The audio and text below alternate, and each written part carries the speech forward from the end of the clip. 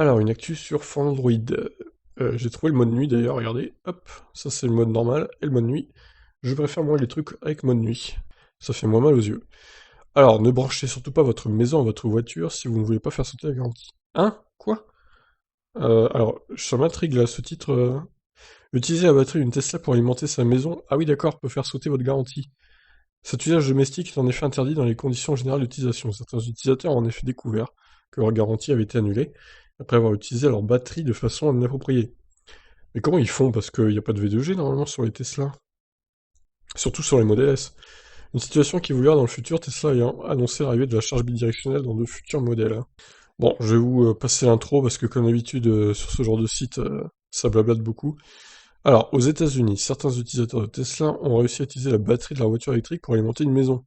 Grâce à un convertisseur, ils ont fourni de l'électricité à leur appareil domestique durant plusieurs heures. Grâce à ça, ces derniers n'ont pas subi de dommages lors d'une coupure d'électricité, évidemment. Cela demande quelques connaissances en électricité pour faire la liaison entre la voiture et la maison. Ah bah oui, clairement. Là, je vois pas comment ils ont fait, hein. Mais cela fonctionne très bien. Mais voilà, c'est pas permis par Tesla. Utiliser sa batterie de Tesla pour un usage domestique annule la garantie du constructeur automobile. C'est écrit noir sur blanc, dans les conditions générales d'utilisation. Faut-il encore que Tesla s'en aperçoive? C'est exactement ce qui s'est passé pour un utilisateur qui a non seulement utilisé sa batterie pour alimenter sa maison, mais qui a aussi publié son exploit sur les réseaux sociaux. Ah, alors là, pas très très malin le monsieur. J'aurais gardé ça pour moi à sa place. Au départ, l'ordinateur de bord de Tesla a signalé un problème sur la batterie. Puis, le centre de maintenance de Tesla a indiqué qu'il fallait changer la batterie. Mais après la découverte de la raison du problème sur Facebook, le constructeur a vu ses garanties annulées. Il devra donc changer sa batterie à ses frais. Oh le con! Oh là là! Oh l'erreur qu'il fallait pas faire quoi. Ça coûte une dizaine de milliers d'euros en plus les batteries, putain, il va raquer là. Je pense il va l'acheter sa voiture, hein. Je pense qu'il va même plus racheter de Tesla quoi. Tesla n'a pas encore intégré la charge bidirectionnelle dans ses véhicules. Cela permettrait pourtant d'alimenter des appareils quand le besoin s'en fait sentir. La firme américaine en est consciente et a annoncé récemment que la fonctionnalité sera proposée dans de futurs modèles. En attendant, c'est interdit, au grand plaisir de la concurrence. En effet, d'autres constructeurs comme Hyundai, Audi ou Nissan ont d'ores et déjà annoncé l'intégration de cette fonction dans leurs véhicules. Oui, alors le Kona, je suis pas sûr qu'il puisse le faire non plus, hein. À moins de bidouiller. Franchement, lui, il s'en souviendra de sa petite expérience et je pense que... Qu'est-ce qu'il a foutu? Oh là là, le rafistolage, non mais il est malade. Je crois que je vais... Attendez, je vais traduire cet article parce qu'il y a il y a d'autres infos qu'il n'y a pas dans Fort Android. Alors, DeepL, donc toujours là pour traduire des textes anglais, c'est cool.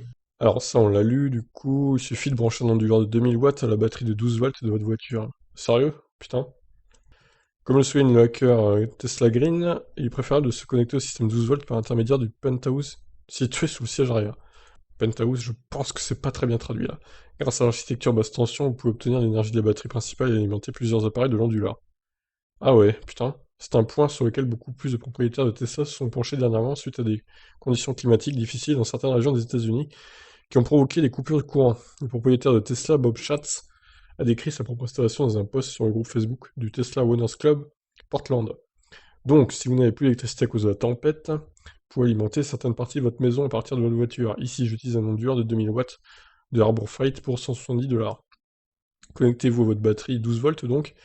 Plus les fils sont courts, mieux c'est. Ensuite, j'ai une rallonge pour ma chaudière à gaz pour alimenter le ventilateur et l'ordinateur de la chaudière. Rien que cela consomme environ 1100 watts. Il me reste donc assez pour mon réfrigérateur et quelques lampes. Bah c'est bien, hein, franchement déjà. Une installation comme celle-là sur un véhicule Tesla peut fournir des heures de puissance, mais Chat s'est découvert que Tesla n'aime pas ça. Ah bah oui, du coup. Dans les jours qui ont suivi, le véhicule a commencé à envoyer des alertes indiquant que la batterie de 12 volts devait être remplacée, bien que l'atelier ait déclaré que la batterie semblait forte. Le centre de service Tesla a déclaré que la batterie avait besoin d'être remplacée, mais ils ont en fait trouvé ce post sur le groupe Facebook et ont dit que son installation annulait la garantie. Le hacker de Tesla, Green, a trouvé la sélection correspondante sur la garantie de Tesla. Donc ça, c'est le screen qu'il y a sur Electrek, du coup. Alors attendez, là on nous parle de remplacer la batterie 12 volts. Est-ce que c'est vraiment la batterie 12 volts du coup qu'il faut remplacer ou c'est vraiment la batterie principale qui est défectueuse? Parce que c'est pas clair, hein. J'ai envie de dire, si c'est que la batterie 12 volts qui est morte, c'est pas ça qui va le ruiner. Bon, une batterie 12 volts, c'est quoi? C'est 150 €, c'est pas non plus la mort, hein. Évidemment, si c'est la grande batterie principale, bon, ça risque d'être problématique. La morale de l'histoire, si vous voulez le faire, ne publiez pas sur les médias sociaux, car Tesla le trouvera. Et c'est ça, exactement, il aurait dû pas s'inventer et garder cette petite histoire pour lui. Ou alors publier ça sur Snapchat, à envoyer à des copains, etc. Mais pas sur les réseaux tel type Facebook, Twitter, etc. J'ai déjà eu des problèmes avec la garantie de Tesla, mais je les comprends dans ce cas-là, parce que les véhicules ne sont pas faits pour ça, mais c'est dommage. Nous voyons beaucoup de constructeurs automobiles installer des chargeurs bidirectionnels dans les véhicules électriques de nos jours, pour accéder directement à la batterie principale. Pas plus tard qu'aujourd'hui, nous avons fait un reportage sur le développement de la nouvelle Ioniq 5 qui est équipée de cette technologie. Tesla a été réticent dans le passé à intégrer cette capacité dans ses véhicules, mais le directeur technique de Tesla, Drew Baglino, a récemment déclaré que le constructeur automobile prévoyait de l'appliquer dans ses futurs véhicules. Bon, voilà, bah écoutez, en tout cas, il avait pas trop le choix. En même temps, s'il voulait se chauffer et tout, le mec, avoir son frigo qui tournait, je peux comprendre qu'il était en délicatesse à cause de la tempête. Je peux comprendre qu'il ait voulu se brancher et tout à sa Tesla. C'est pas bête, hein, dans l'idée, c'est pas bête. Seulement, il fallait pas s'en vanter sur les réseaux sociaux. Donc, bon. Alors maintenant, quid de quelle batterie il va changer? La grande ou la petite, du coup, 12 volts? Ça, c'est la bonne question, j'aimerais bien savoir. Si vous savez plus de choses, vous dites-moi dans les commentaires. Si c'est la petite, ça va, ça lui coûtera bon, un billet de 150, peut-être 200 euros, pas plus. Si c'est la grande, évidemment, c'est sur plus 10 000 ou 15 000 euros, hein. Enfin, ou dollars, quoi. Donc là, c'est pas du tout la même chose. J'espère pour lui que ça va bien se passer.